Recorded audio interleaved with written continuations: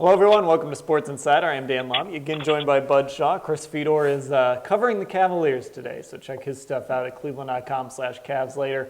We are going to talk Browns. We're going to talk Cavaliers. We're going to talk Indians. Let's get right to it and bring in our Browns beat reporter, Mary Kay Cabot, joining us from Berea. Mary Kay, how are you? I'm fine. How are you guys doing? Doing well, Mary Kay. And we got to hear from Johnny Manziel yesterday, the first time in a while. He is the starting quarterback. The question is with Johnny, as always, whenever we hear him talk, is there any reason to believe him this time around?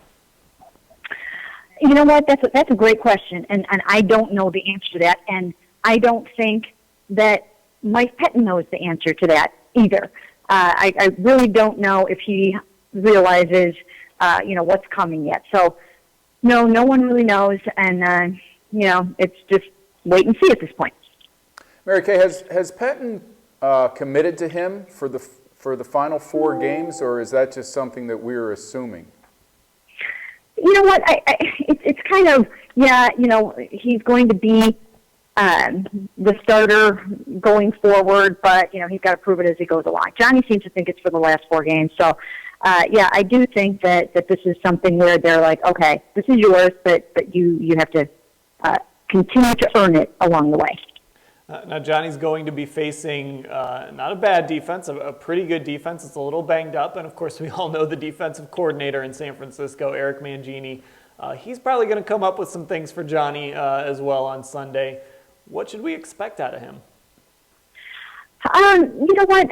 I think that I think you'll see him run around. I think you'll see him improvise and make some plays. I think Eric Mangini will try like heck to keep him in the pocket. I think if Gary Barnes is okay with that ankle, I think that Johnny will probably be able to hit a couple of big plays to him because everybody seems to be able to hit Gary Barnes. I mean, he's just having a great season, and he's getting open astonishingly. He continues to get open. There's a lot of injuries on this receiving core right now, obviously. Travis Benjamin with the shoulder. Terrell Pryor will get out there. Will he have an opportunity to contribute? That remains to be seen. I think he will have a chance to get out there. So, I think you'll see more of the same of what we've seen from Johnny so far. Yeah, Mary Kay, that leads me to the next question. Who should we expect to see at wide receiver this week? Will Benjamin be able to play? Would you suspect that Pryor or Bo will play? You know what? That's a good question. I do think Pryor will be up.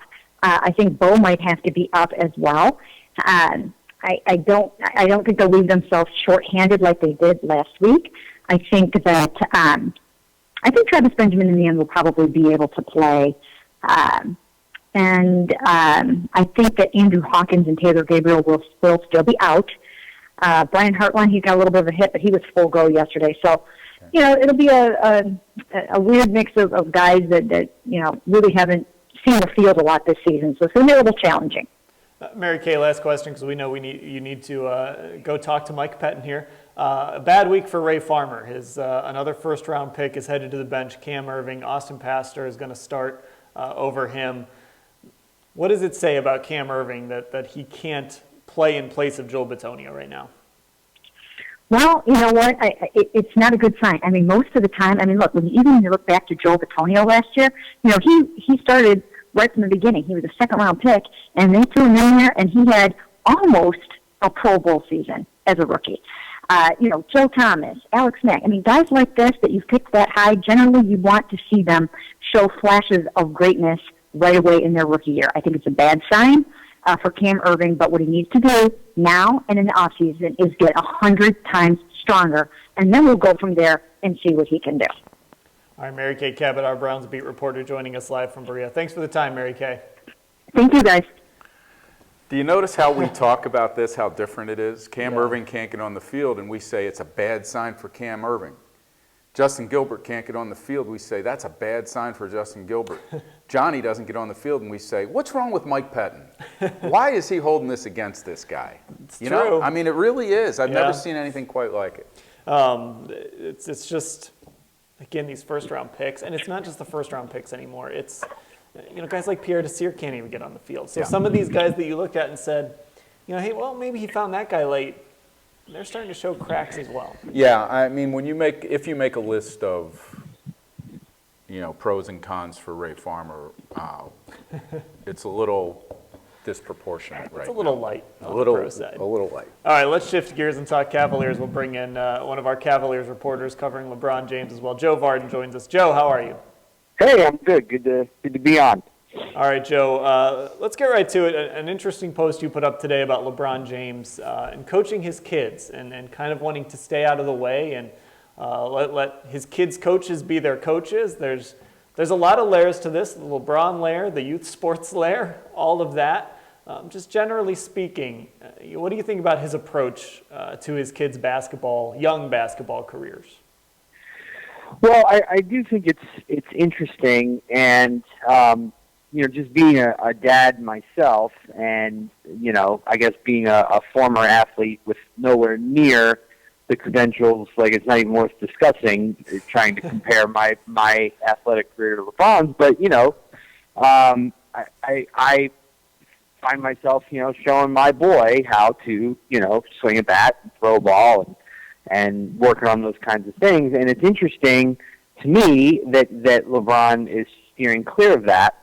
Now we've seen him here at Cleveland Clinic courts, messing around with his boys, playing some basketball. But when it comes to the instruction of the game, they really are leaving it to this Clyde Jackson guy from Houston, which is another interesting story. But you asked me what I thought of it, and the quote that stood out to me the most was from the sports psychologist from Grand Rapids, who said that he likes what LeBron is doing because it separates the kid's level of achievement from his being a father. Like their success is not tied to his approval. So they don't have to knock down 20-footers for him to approve of his kids. And for somebody who holds the status in basketball that LeBron holds, I could see how that might be an issue. I was also I keep using the word interested, but when I sat down with Del Curry to talk about how he approached this very same thing with Steph, and it was completely, totally different from how LeBron's doing it. And obviously Steph turned out okay, but we've been seeing some stories lately come out about the relationship between Del and Steph, and certainly wasn't bad by any stretch, but there was this day when Steph was 14 years old, and he beat his dad in one-on-one, and his dad couldn't take it. His son didn't handle it right. Steph didn't handle it right, and they never played again. And it kind of it's a little bit indicative of this idea of approval and sort of like almost like your love as a dad being related to how your son's doing in basketball. And so I could see the point there that maybe superstar athletes might want to avoid that at a young age for their kids. Well, something you said disappointed me, Joe, because I was just about to compare your athletic career to LeBron James, and now you're telling me you can't. Right. Yes, we would steer clear of that. Although, listen, I mean, 4-time MVP, 2-time champion is akin to being among the top 10 in relief appearances of all time at the College of Worcester in Division III college. I'm just glad baseball. Fedor's not here to talk about his bowling career. Oh, he actually just walked right by me. If you guys really want, I can That's okay. Joe, staying with LeBron, of course, the other big news from this week was his lifetime contract with Nike. LeBron was very outspoken about it early in his career. He wanted to be a billionaire athlete. This is going to put him on that path for sure. Oh, I mean, if it doesn't get him there already. I mean, here's the thing. I wrote that the deal was worth at least $600 million and probably more, almost guaranteed more. The way the sources are describing this is we're not going to tell you what it's worth precisely, but look at Kevin Durant's deal, and it's multiple times higher than that. Well, Kevin Durant's deal with Nike was for 10 years. It's roughly $30 million a year, somewhere around $300 million in total, and that's only for a 10-year deal. For LeBron, the per year earning that he's getting on this deal is multiple times higher than what Durant's making. So, he's probably, I think we could almost be safe in throwing around that billion number for this next deal. One more question about LeBron before we let you go. His workload. He obviously took that game off in Miami, but aside from that game, in his last 6 here, I looked up, he's played over 35 minutes of those games, again, taking Miami out of the equation. In 3 of those games, he's played 40 or more minutes. Obviously, the Cavs are shorthanded without Kyrie Irving, but should we be concerned about the early workload for LeBron James? Well, that's a tough question because you're saying should we be concerned about it, I suppose, just because this was not the plan. The plan was to play him fewer minutes, like 34, which would be a career low by a long shot. Last year's 36 was a career low. They wanted to go lower than that. So I guess we should be concerned, but they don't have a choice. And it's going to change once Kyrie and Iman come back, assuming that they, that most of their other starters and stars keep themselves relatively healthy. LeBron's minutes will go down. He probably will get back into that 35 range at some point, but they just don't have a choice right now. They're not playing well as a team.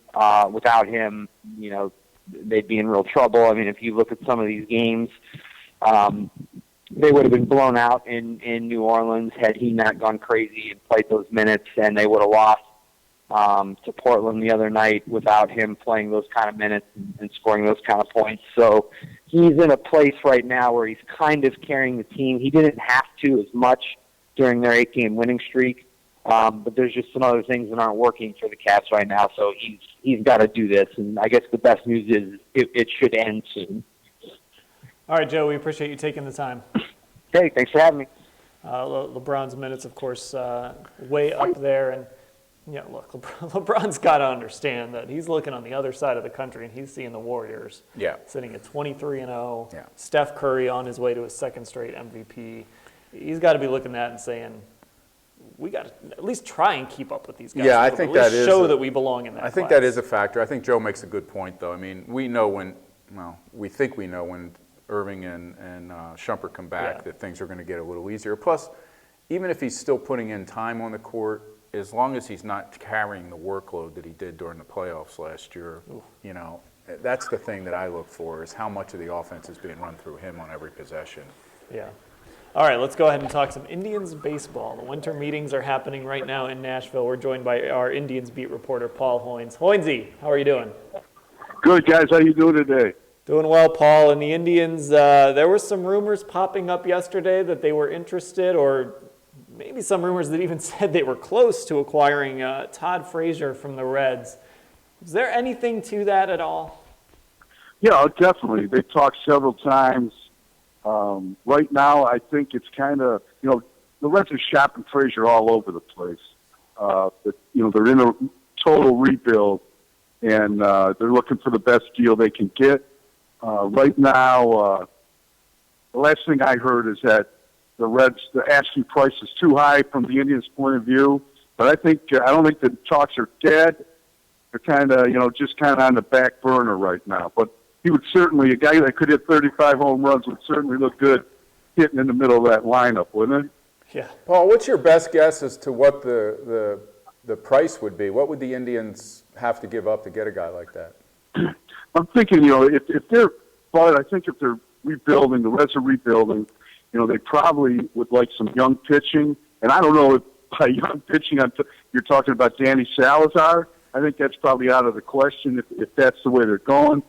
But if they want to trade prospect, if they're looking for young position players that maybe are a year or two away from the big leagues, you've got Clint Frazier, you've got Bradley Zimmer, two outfielders, and then you've got some decent young pitchers.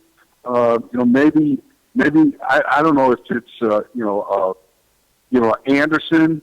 Maybe if the Indians would go that far, but I think the Indians are being real careful with their starting. Obviously, they're being real careful with their starting pitching, and I think they'd rather go prospects for Frazier than anybody that's really kind of major league ready. Yeah, Hoynesy, this is sort of an interesting position for the Indians because obviously their position of strength is pitching. That seems to be where you would want to trade from, but at the same time, that's sort of what they've been selling everyone on, that this team is going to win with pitching and good defense. Now, the defense hasn't exactly lived up to it over the last few years, but the pitching has. Is it the right idea to maybe hang on to these guys and only trade them if what they're getting back is kind of a ridiculous amount? I was told that they're kind of the organizational mindset is that we're going to pitch these guys and figure out a way to score some runs. And I think we saw how that worked last year for most of the season. It didn't work too well. You got to score runs to win. And, with the price of starting pitching, I can see why they feel that way. And Terry Francona, I thought, made a pretty good observation. He said yesterday that if we trade, Carrasco or Salazar or Kluber or Bauer, we can't afford to go out and get that same kind of pitcher on the free agent market. It's just too much money for us. So, they really have to be perfect here, I think. They've got to hit a home run if they're going to trade any one of those guys. And, they've got to get like a Bartolo Colon type deal, but they need major league ready players. And that's what makes it so difficult, I think. Paul, is there any possibility they're thinking that with a new scoreboard, nobody will notice all the zeros up there? Yeah, I like that. That's pretty good. You can use that if you want. Okay. I think I also heard you say that they need to get Bartolo Colon in a trade. Is that what you said? That's right. Now, hey, what do you think of? Would Frazier be the prime guy out there for this team if they could find a way to pull it off? Is there somebody else you have in mind? Well, there's a bunch of guys that they're talking about that. Jorge Solar, the right fielder with the Cubs, the young right fielder with the Cubs. The Indians have been in love with this guy since he came over from Cuba. They thought they might have a chance at signing him kind of under the radar. Because Cespedes was free agent at the same time, but the Cubs blew him away and paid a bunch of money, and the Indians couldn't hang with him. But that's an interesting guy to me. Or I'm sure the Indians are asking for Schwarber perhaps as well. I don't want to see Schwarber play the left field, but I certainly would like to see him DH because that guy, all he did was hit rockets against the Indians and against everybody else after he came up with the Cubs.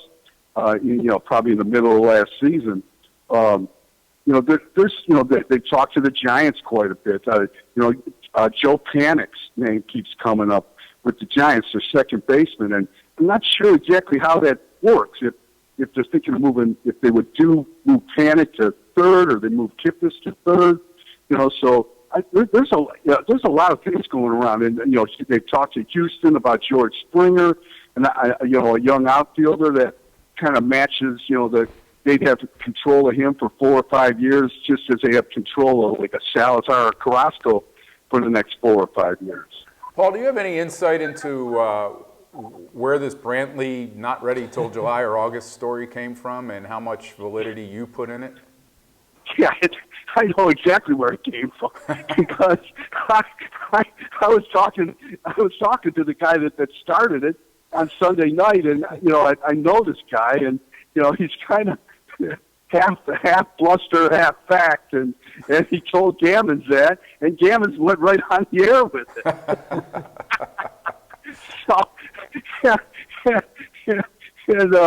So I mean, I think there is some concern there. I think you hear the Indians now talking about it might not. They've kind of ruled out April, and they're talking more like May now, or that Brantley will be back.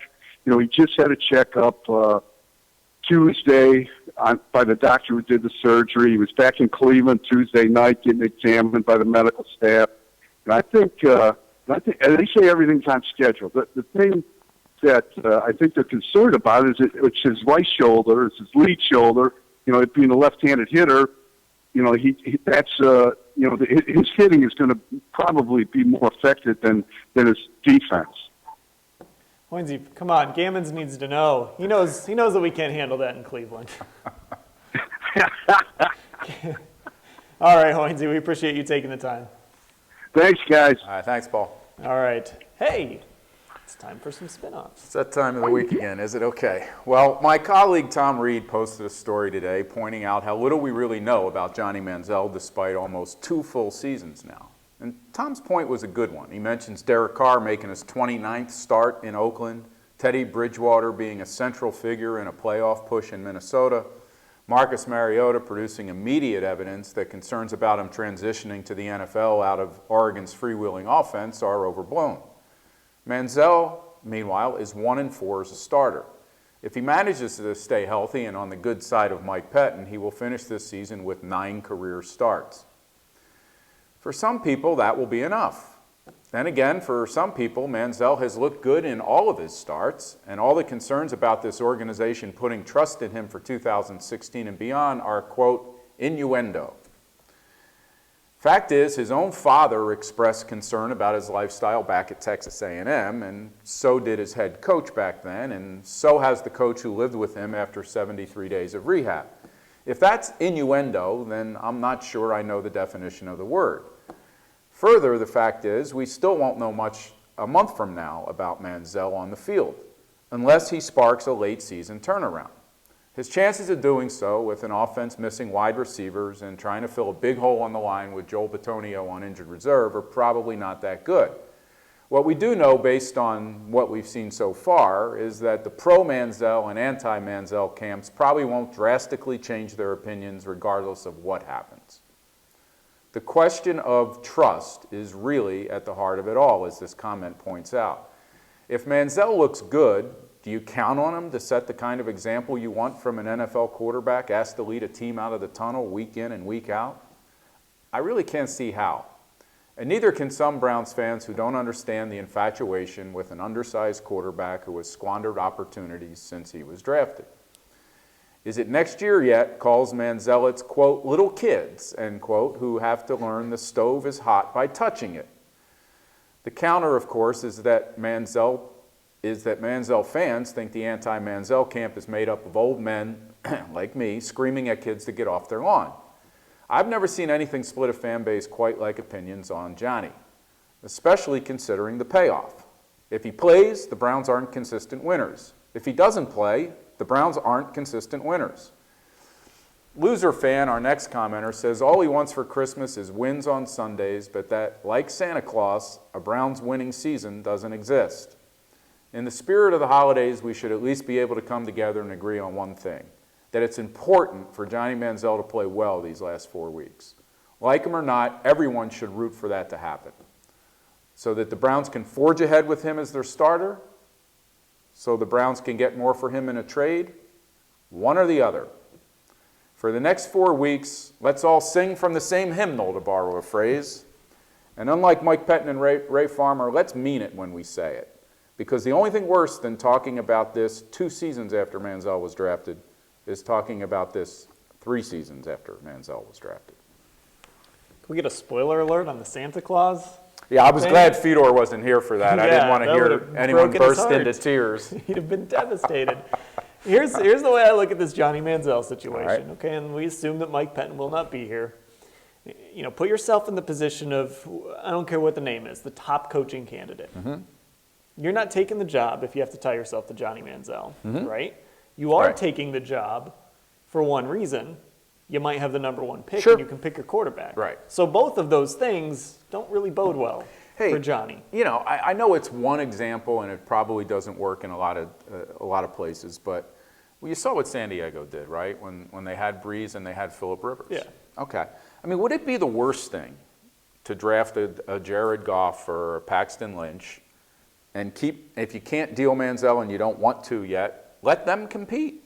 Let them compete for a year. I think if it was anybody other than Johnny, I think he's so divisive and he's so much of a distraction. Well, I'm not saying you carry that through even more than a training camp. Yeah. But I think you can make a determination. If Manziel plays great these last 4 games, I would still draft one of those guys. Oh, yeah, absolutely. You know, and I think some people feel that if he plays great, the Browns have their answer. I just don't know how you can do that. I think he could throw for 400 yards a game and 3 touchdowns every game the last 4 games. And again, you're not going to find a coach out there unless he's your 7th or 8th choice that is willing to say. And I think I'm the other thing everyone should be together on is hoping that Jimmy Haslam does not make Manziel part and parcel of the candidate search, or it's going to be compromised again in a different way than it was compromised when Joe Banner and Mike Lombardi were in place, when some coaches just didn't want to work with these guys. Yeah, very anxious to hear from Jimmy Haslam.